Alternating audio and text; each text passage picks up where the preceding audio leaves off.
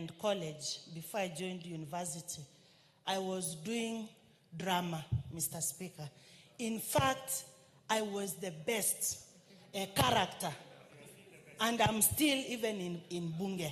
So, Mr. Speaker, this satire thing, I've been doing it. Then, there's a time they wrote on social media, I will just speak it because now this is the debate that we have before the floor of the House. Kisii woman rep on her way going to Kisii, she has been captured going for a short call. It was a lie. And then they put the photo there through AI. Then you want us to celebrate. That is what they are telling leaders, Mr. Speaker. There are countries that even don't allow WhatsApp, Mr. Speaker. We are misusing the power that we have for freedom. Freedom. I just have to continue, Mr. Speaker. We are misusing. That quote must be noted.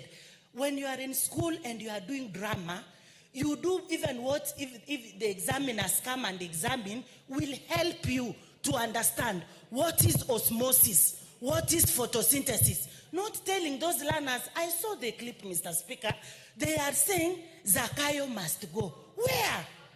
Just like the other day, they were saying the speaker must go. Which speaker must go? Where?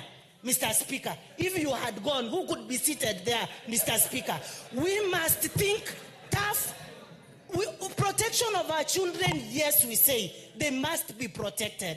They must be given money, capitation, books, they must be given, but allowing politicians to join school, and then it is the drama teachers who should form the scripts, Mr. Speaker. So you go to school as a politician, you take the role of a drama teacher, and then you want us to clap for you.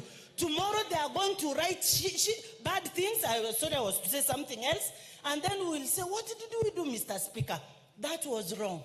That is not a drama teacher, but a politician who has vengeance and he wants to prove a point. Before he proves his point, he must be told this is very, very wrong.